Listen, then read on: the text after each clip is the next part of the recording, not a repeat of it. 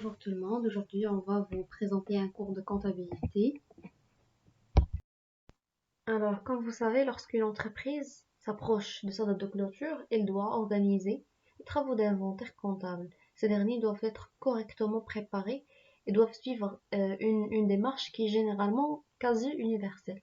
Alors aujourd'hui on va essayer de vous apporter des conseils et de vous montrer comment ça se passe l'organisation des travaux d'inventaire en comptabilité.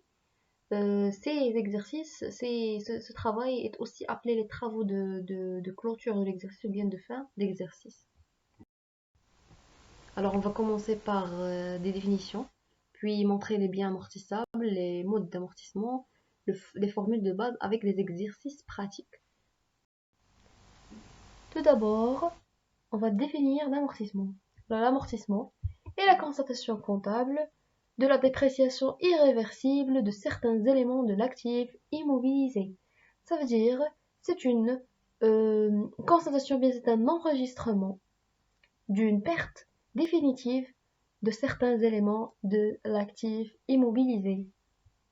Ces éléments sont l'immobilisation en non-valeur, à savoir les frais préliminaires, les immobilisations incorporelles, soit les brevets, marques, droits et valeurs similaires, et les immobilisations corporelles, les constructions, les installations techniques, matérielles et outillages, le matériel de transport, le mobilier, matériel de bureau et aménagements divers. Nota bene, la valeur d'entrée ou la valeur d'origine d'un bien comprend le prix d'achat hors taxe augmenté des frais hors taxe de transport, de montage, installation et droits de douane. Alors, dans cette remarque, il faut comprendre que lorsqu'on a le prix d'achat, la valeur d'origine qui est égale à un prix d'achat hors taxe, alors c'est pas la valeur sur laquelle on va calculer l'amortissement. On doit ajouter les frais hors taxe de transport, les frais de montage, les frais d'installation et droits de douane. Bien sûr, si on a ces éléments dans un exercice. Mais si on a juste le prix d'achat, alors que le prix d'achat égale la valeur d'entrée ou la valeur d'origine. Deuxième remarque, c'est que pour les biens, pour chaque bien amortissable, l'État fixe une durée de vie. Ça veut dire pour, par exemple, les constructions, c'est la durée de vie diffère, par exemple, de la durée de vie des installations techniques, bien des frais préliminaires. Pour les amortissements, la troisième remarque, les amortissements sont calculés à partir de la date de mise en service et non la date d'acquisition. C'est-à-dire, on a une date d'acquisition et une date de mise en service. Pour calculer l'amortissement, la date se calcule à partir de la date de mise en service et pas la date d'acquisition. Pour les modes d'amortissement, alors pour les modes d'amortissement, on distingue deux modes types. On a le type constant et le type dégressif. Le type constant, linéaire, et le type dégressif. On va montrer les formules, puis par la suite, on va expliquer chaque type à part. Alors le taux constant, comme son nom l'indique, est un taux qui ne change pas. Égale 100 sur la durée de vie. Par exemple, on a une machine dont la durée de vie égale 5 ans, alors le taux constant égale 100 sur la durée de vie, soit 100 sur 5, on a dit que la durée de vie égale 5, ça veut dire 100 sur 5, soit 20%. Pour calculer l'annuité, alors on va mettre la valeur d'origine ou bien la valeur d'entrée fois le taux fois les années ou bien les mois. Si on a les années, on va diviser par 100. Si on a les mois, on va diviser par 1200. On a aussi la valeur nette comptable qui est égale à la valeur d'origine moins le total amortissement. Alors, exercice d'application. Application numéro 1. Un matériel est acheté à 120 000 dirhams avec une durée de vie de 5 ans le 1/1/2004. Calculez le total amortissement au 31/12/2007. Pour la correction, on va mettre la formule l'annuité égale la valeur d'origine fois le taux fois A sur 100. Et on va commencer par remplacer les éléments par les éléments sur les données. Alors, pour l'exercice, on a 120 000 dirhams, c'est la valeur d'origine, le taux est un taux de 20%, et les années, c'est 4 ans. Le total amortissement alors égale l'ensemble des annuités des 4 années, soit 96 000. Application numéro 2. Un matériel est acheté à 150 000 dirhams le 1/1/2008 au 31/12/2010. Le total amortissement est égal à 90 000 dirhams. Calcule le taux constant et en conclure la durée de vie. Correction de l'application. On a le total amortissement égale la valeur d'origine fois le taux fois A sur 100. Il faut toujours mettre la formule pour en conclure les valeurs. Le total amortissement égale 90 000 égale 150 000 fois le taux fois 3 années sur 100. Alors, le taux égale à 20% après avoir fait le calcul. Et puisque le taux constant égale 100 sur la durée de vie, alors la durée de vie égale 100 sur le taux constant. Ce qui fait que la durée de vie égale 5 ans. Alors le taux égale 20% et la durée de vie égale 5 ans. Application numéro 3.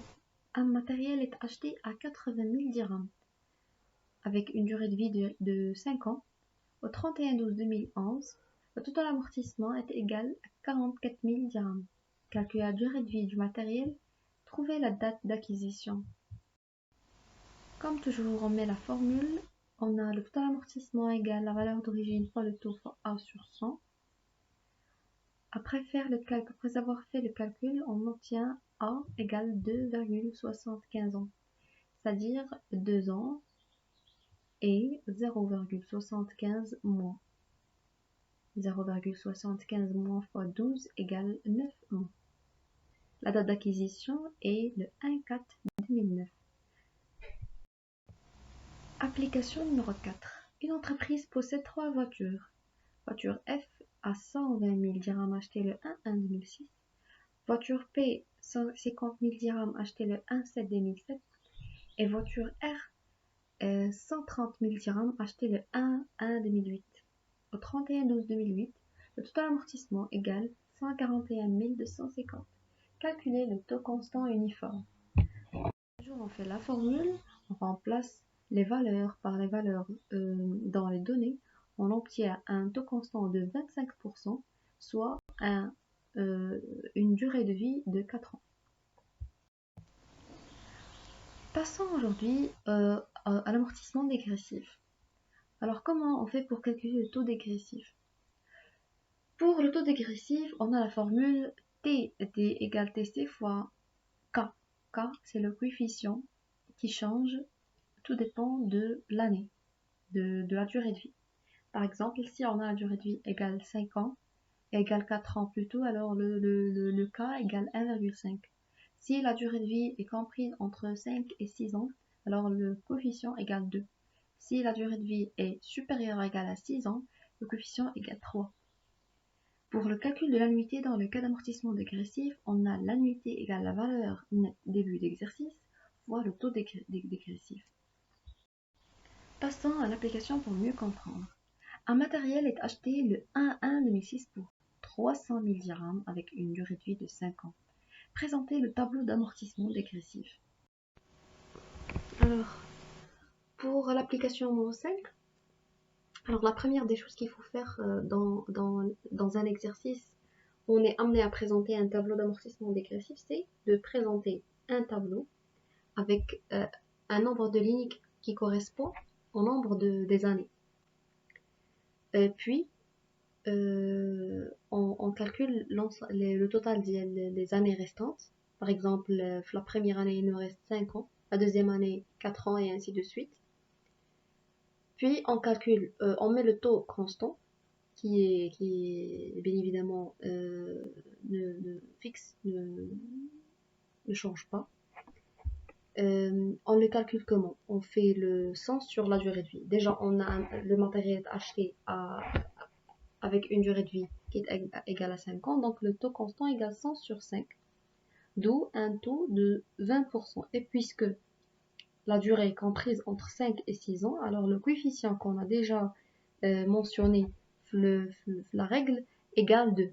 Donc le taux constant égale 20 fois 2. Qui va donner un taux dégressif de 40%. Puis on calcule le taux dégressif. Alors le taux dégressif, c'est 100 sur les années restantes qu'on a déjà calculé. Par exemple, 100 sur 5 égale 20%, 100 sur 4 égale 25%, 100 sur 3 ans égale 33, et ainsi de suite. Remarque, on choisit pour le calcul des annuités le taux le plus élevé. J'ai mis ça en vert pour ne pas se tromper lors du calcul de l'annuité, parce que si on calcule juste avec un taux dégressif ou bien un taux constant, on ne va pas obtenir 0 à la fin de la VNA. On ne va pas obtenir la valeur 0. Alors, pour le calcul de la VNA début, déjà, le début, c'est 300 000 dirhams, c'est la valeur de l'origine, 300 000 dirhams. Pour calculer l'annuité, on prend 300 000 dirhams, qui est la valeur nette comptable, et on la multiplie par le taux le plus élevé, qui est 40% fois 1, parce que déjà, on a pris la machine, on a pris le matériel, pardon, le début de l'année. Si on l'a pris, par exemple, la moitié, on va mettre 6 mois, et ainsi de suite. Puis, on calcule le cumul via les annuités. Par exemple, l'année 2007, on a fait le cumul via 120 000 dirhams, plus l'annuité, qui est 72 000, pour obtenir un total d'IL 192 000. Et pour le calcul du cumul, voilà, ça, c'est le cumul. Jusqu'à la dernière année, on doit obtenir le même montant via le début. Ça veut dire que la fin de l'année, le cumul des annuités qu'on a calculé sur le total des années, il est égal à 300 000 dirhams. Et voilà, c'est tout. Le cumul de la VNA aussi, on doit obtenir la dernière année un montant qui est égal à 0.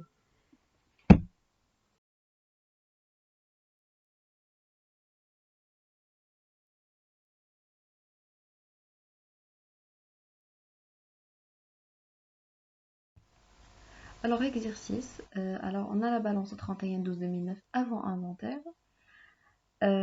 Les frais de constitution, le matériel de transport avec un montant de débit, ça veut dire la valeur d'origine, égale respectivement 120 000, 130 000.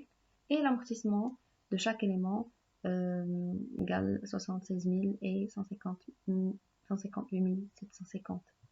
Les frais de constitution avec une durée de vie de 5 ans sont engagés à la création d'entreprise. Les matériels de transport, on a la voiture RPF avec les matériels des valeurs d'origine respectivement 130 000, 90 000, 80 000 achetés sous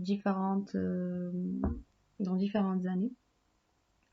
Alors, on a un travail à faire, c'est de trouver la date de création de l'entreprise, le calcul du taux constant du matériel de transport, le calcul et l'enregistrement de la dotation de l'année 2009 et de passer l'exercice de retrait des frais de constitution.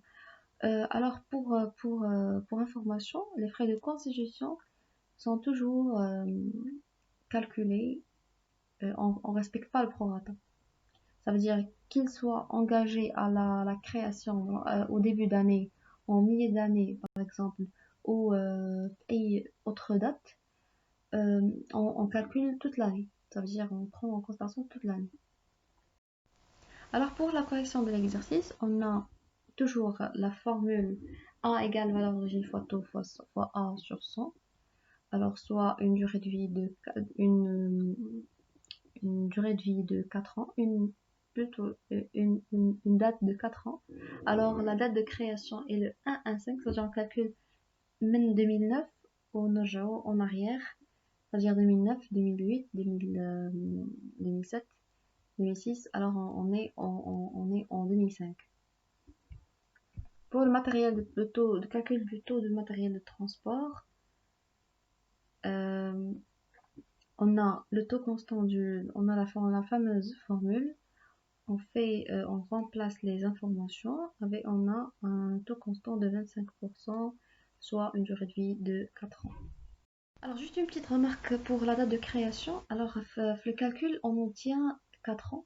On calcule même 2009, même 2008, parce que les informations dont on dispose sur le tableau, ils correspondent à une balance avant inventaire 31/12/2008. Ça veut dire la balance qui a été faite le 31/12/2008.